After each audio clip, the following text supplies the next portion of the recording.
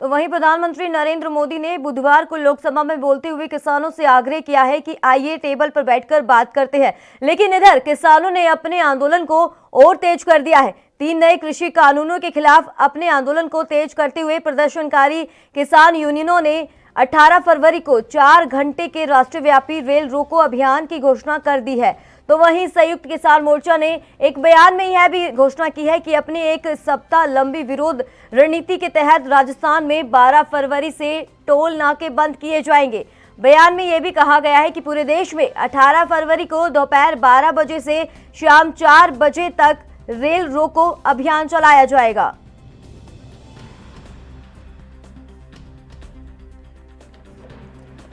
तो लगातार किसानों का प्रदर्शन जारी है, 77 दिन जा पहुंचा है। तो वहीं अब किसानों ने साफ तौर पर ऐलान कर दिया है कि अब आने वाले समय में रेल रोको अभियान चलाया जाएगा। तो इसको लेकर ये भी कितने अहम हो सकता है कि पुलिस प्रशासन की तरफ से, सरकार की तरफ से किस तरीके से इंतजाम किए जाएंगे, ये देखना लाजमी होगा। अब इसी के चलते आपको बता दें कि प्रधानमंत्री नरेंद्र मोदी ने बुधवार को लोकसभा में बोलते हुए किसानों से आग्रह किया है कि आइए टेबल पे बातचीत करते हैं बैठकर। लेकिन इधर किसानों ने अपने आंदोलन को और तेज करने के लिए ऐलान कर दिया है। और वहीं आपको ये भी बता दें कि 3 नए कृषि कानूनों के खिलाफ अपने आंदोलन को तेज करते हुए प्रदर्शनकारी किसान यूनियनों ने 18 फरवरी को 4 घंटे के लिए राष्ट्रव्यापी रेल रोको अभियान की घोषणा कर दी है।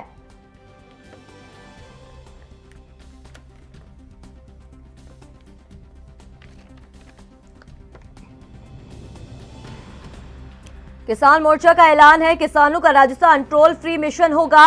और इसी के चलते आपको बता दें कि 12 फरवरी को ये टोल प्लाजा फ्री किया जाएगा राजस्थान के तमाम जगह पर। 18 फरवरी को रेल रोको अभियान भी चलाया जाएगा। संयुक्त किसान मोर्चा ने एक बयान में यह भी घोषणा की है कि अपनी 1 सप्ताह लंबी विरोध रणनीति के तहत राजस्थान में 12 फरवरी से टोल नाके बंद किए जाएंगे। बयान में यह भी कहा गया है कि पूरे देश में 18 फरवरी को दोपहर 12 बजे से शाम 4 बजे तक रेल रोको अभियान चलाया जाएगा।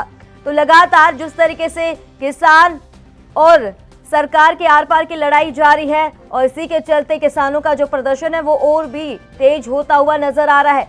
जिस तरीके से संसद में प्रधानमंत्री नरेंद्र मोदी ने कहा है कि एमएसपी है, एमएसपी था और एमएसपी ही रहेगा।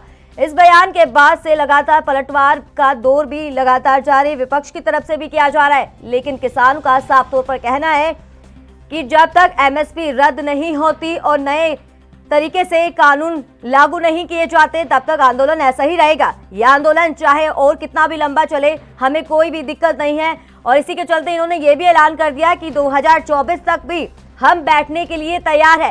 कहा जा सकता है जिस तरीके से किसानों का प्रदर्शन और तेज होता हुआ नजर आ रहा है, लेकिन साफ तौर पर यह भी देखा जा रहा है कि सरकार भी किसानों के दबाव में आ रही है, डरती हुई नजर आ रही है। हरियाणा की बात करें तो वहां पर भी हरियाणा सरकार पर सीधा सीधा दबाव बनता हुआ नजर आ रहा है।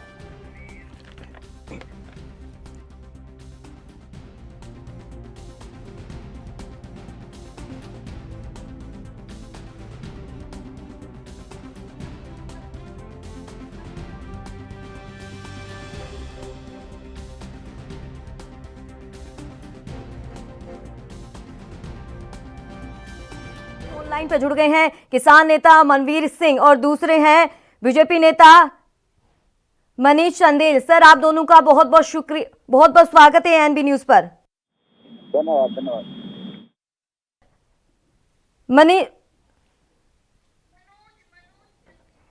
मनोज जी, आपको आवाज मिल पा रही है? जी जी मिल रही है। मनोज जी, आपसे ये सवाल है, जिस तरीके से संसद में प्रधानमंत्री नरेंद्र मोदी ने अपील की है किसानों से कि अपने आंदोलन को खत्म कर दिया जाए, लेकिन किसानों ने एक और ऐलान कर दिया कि आने वाले समय में रेल रोको अभियान चलाया जाएगा। तो इसको लेकर अब कितने इंतजाम किए जा रहे हैं आपकी तरफ से? इसकी तैयारी हो रही है। अब कल ऐलान किया है, हम लोग पंचायतें कर रहे हैं कल क्षेत्र में जा के और लोगों को समझा रहे हैं कि भाई ये प्रधानमंत्री जिस तरह नेगलेक्ट कर रहे हैं किसानों को, इसका जवाब देना चाहिए हमें। तो किसानों ने रेल रोको अभियान का ये ऐलान किया है। अब आने वाले समय में यानी कि 18 फरवरी को रेल रोको अभियान चलाया जाएगा किसानों की तरफ से और 12 फरवरी को राजस्थान के तमाम जगह पे टोल प्लाजा फ्री किया जाएगा।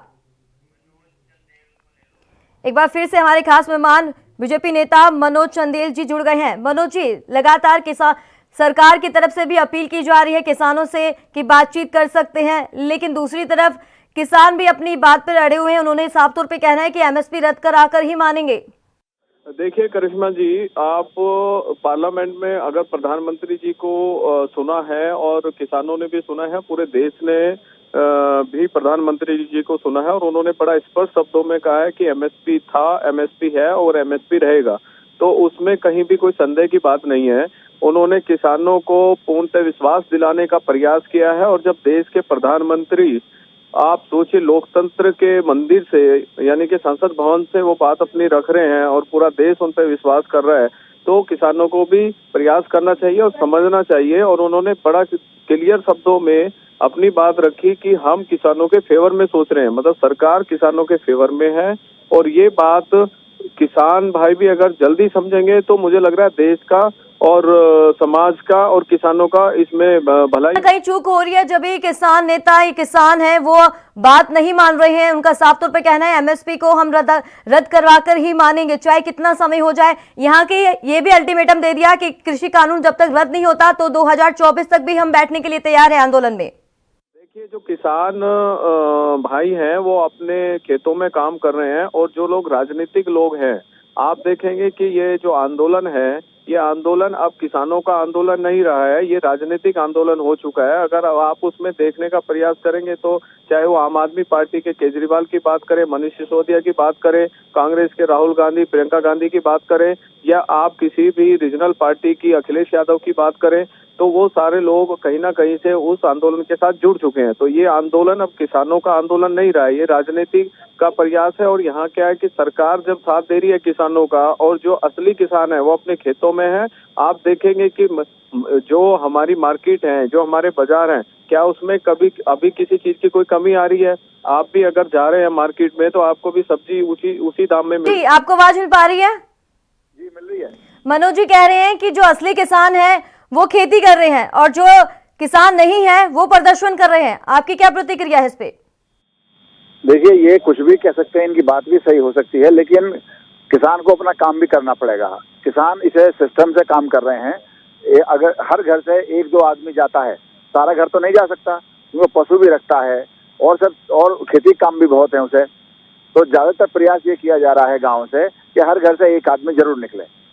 रही बात इस बात की कि सरकार सोच रही है किसानों के बारे में और राजनीतिक हो गया है आंदोलन, हमारा मानना ये है कि राजनीतिक ही तो नहीं हुआ। किसी पार्टी में इतना दम नहीं है विपक्षी में कि जो अपने झंडे के नीचे इस लड़ाई को लड़ सके। वो किसानों के कंधे पर अपनी वोट ढूंढ रहे हैं, वो भी विपक्षी भी। विपक्ष पार्टी तो ये भी कह रही है कि किसानों को बरगलाने की कोशिश की जा रही है।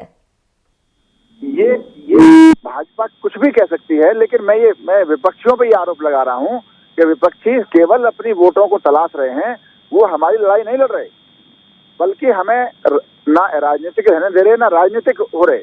कभी अगर ये लड़ाई चौधरी चरण सिंह जी के समय में हुई होती तो ये लड़ाई लोक दल के बैनर पर होती, लेकिन दुर्भाग्य ये है कि लड़ाई किसान यूनियन के बैनर पर है और सारी राजनीतिक पार्टियां इस पर रोटी सेक रही हैं। दोनों खास मेहमान बने रहेगा, हम दोबारा आपके पास फिर से लौटकर वापस आएंगे। तो वक्त हो चला एक छोटे से ब्रेक का।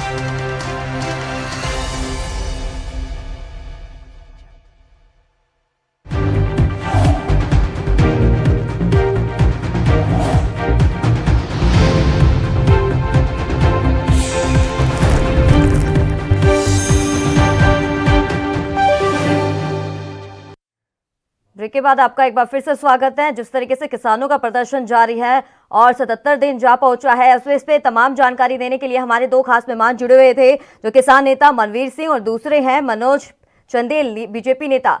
मनोज जी, आपसे सवाल है, लगातार जिस तरीके से संसद में प्रधानमंत्री ने किसानों से अपील की है और इसी के चलते उन्होंने ये भी कहा है कि जो आंदोलन कर रहे हैं वो आंदोलन जीवी है, और वहीं पर विपक्ष ने जवाब दिया है, पलटवार किया है कि पीएम मोदी को, जो इतने बड़े पद पर है, प्रधानमंत्री हैं देश के, और किसानों को जंतु जीवी कहना शोभा नहीं देता है।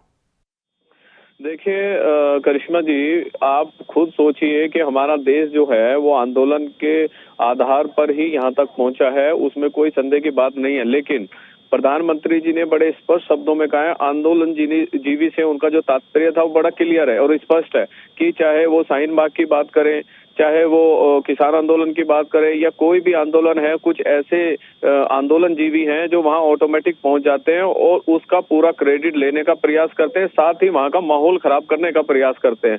और ऐसे लोगों को, ऐसे आंदोलन जीवियों को, किसान नेताओं को, या हमारे जो किसान हैं, भोले भाले किसान हैं, उनको आइडेंटिफाई करके उनको वहां से भगाना चाहिए और उन लोगों को मंच नहीं देना चाहिए। आप सोचिए कि जो लोग किसान भी नहीं है, आप उनका पूरा रिकॉर्ड देखेंगे और वो जिस आंदोलन, जो भी आंदोलन देश में होता है, चाहे किसी भी सब्जेक्ट पे हो, वो वहां अपनी एक्सपर्टीज दिखाने के लिए पहुंच जाते हैं। उससे उस आंदोलन की गरिमा को भी ठेस पहुंचती है। जब हमारा देश का किसान सड़कों पे आया, देश के प्रधानमंत्री ने उनको कहा कि हम आपके साथ हैं, देश की सरकार ने कहा हम आपके साथ हैं, लेकिन उन लोगों ने किसानों को बरगलाया और हालत ऐसी की कि देश के झंडे का भी अपमान किया गया। वो किसने किया? ये बड़े पूछना चाहिए ना देश को ऐसे लोगों से, चाहे उसमें योगेंद्र यादव हो, चाहे कोई भी हो। इन लोगों ने क्या किया है कि किसानों को मंच पे आके बोलना था, वो किसानों को पीछे करके अपनी राजनीति और अपनी दुकान चलाने की। आपकी पार्टी के ही लोग कह रहे थे, जो दिल्ली हिंसा में जो देखने को मिला था, हिंसा की तो जो तस्वीरें थी सब देशवासियों ने देखा था, यहाँ के विदेशों में भी इसका पूरा गलत संदेश देखने को मिला था, लेकिन इसी के चलते सीधा सीधा किसानों पर भी कहा गया था, ब्लेम किया गया था कि यहाँ पर जो हिंसा देखने को मिली है वहां पर किसानों का हाथ है साफ तौर पर। शाहीन बाग हम भूल चुके हैं क्या मैडम? आप खुद सोचिए शाहीन बाग की स्थिति क्या थी। दिल्ली में हजारों के तादाद में नरसंहार हुआ, उसके पीछे कौन लोग थे?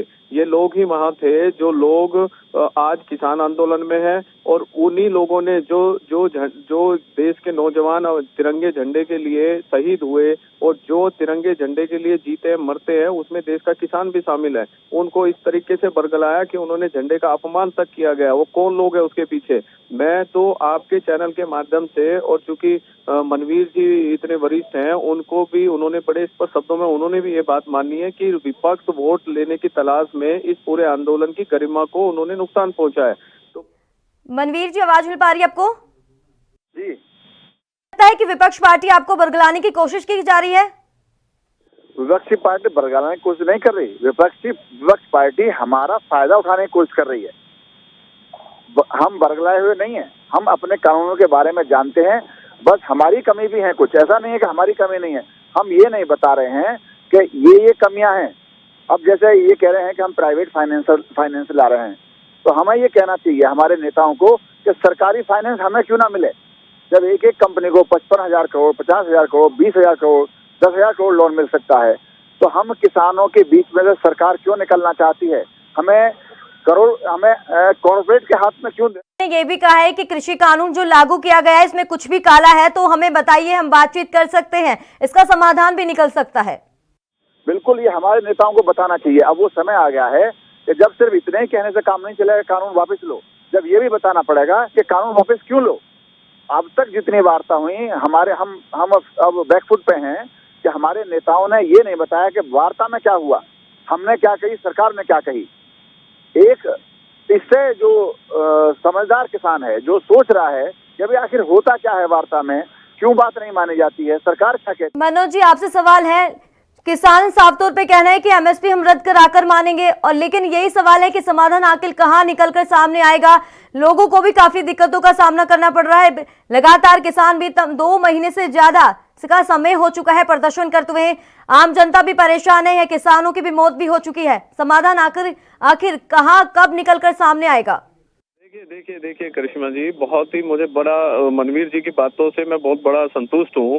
और देश के प्रधानमंत्री और देश के जो एक विशेषज्ञ वो सोचता है कि जो किसान है वो असली और नकली की पहचान बिल्कुल इस पर शब्दों में हो रही है। और ये बात मनवीर जी ने भी अपने शब्दों में बोली है कि जब मीटिंग में जाने वाले, वार्ताओं में जाने वाले जो किसान नेता हैं वो नीचे बता ही नहीं रहे हैं कि किस बात पे ये अब तक वार्ता सफल क्यों नहीं हो पाई है। 11 बार की वार्ताओं में ऐसा क्या कारण है कि सरकार क्या कह रही है और किसान क्या कह रहे हैं, वो बता ही नहीं रहे नीचे जाके। यही हम कहना चाहते हैं कि ये जब असली लोगों को, असली फार्मर्स को पता चलेगा कि सरकार उनके फेवर में है और उनके भले के लिए सारी चीजें की गई हैं, तो ये वही किसान इनको धक्के मार के बाहर निकालेंगे जो आज वहां नेता बने हुए घूम रहे हैं। यानी कि जो 12 दौर की जो वार्तालाप हुई है किसानों के साथ, क्या वो नकली किसान थे?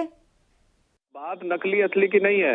बात अभी आप सोचिए, मनवीर जी ने बड़े स्पष्ट शब्दों में कहा कि जो लोग बैठकों में जा रहे हैं उन्होंने नीचे के जो लोग हैं, नीचे के जो प्रोटेस्ट में शामिल किसान हैं, उनको बताया नहीं है कि वार्ताएं क्यों फेल हुई हैं। क्या उसके मिनट्स जो बनते हैं कमेटी के, क्या वो सार्वजनिक किए उन्होंने, किसानों ने नहीं किए। वो सिर्फ मीटिंग में आते हैं, जाते हैं, बैठते हैं, फोटो खिंचवाते हैं और बाहर जाके फिर बोल देते हैं हम नहीं बात मानेंगे। बातचीत कहाँ नहीं हो पा रही है कि आखिर कहाँ समाधान नहीं निकल पा रहा है? पर मनोज जी कह रहे हैं कि 11-12 दौर की बातचीत हो चुकी है, लेकिन जो असली किसान है, अगर असली किसान है तो वो समझ जाएंगे, नकली किसान है वो नहीं समझेंगे। ये लोग देखिए, ये लोग असली नकली कह सकते हैं, लेकिन मैं बात जो कह रहा हूँ उसे समझने की कोशिश करिए। मैं ये कह रहा हूँ जो भी वार्ता में हमारे किसान नेता जा रहे हैं उनका एक दायित्व बनता है कि वो देश को ये बताएं कि सरकार से उनकी वार्ता कहाँ टूटी, उन्होंने क्या कहा, सरकार ने क्या कह दिया। क्या उन्होंने एमएसपी को लीगल राइट बनाने के बारे में उन्होंने अपने क्या तर्क दिए सरकार ने कि हम इसलिए नहीं कर सकते लीगल राइट, हमने क्या तर्क दिए। या जो निजी फाइनेंस है उसमें हमने क्या तर्क दिया कि निजी फाइनेंस क्यों नहीं होना चाहिए।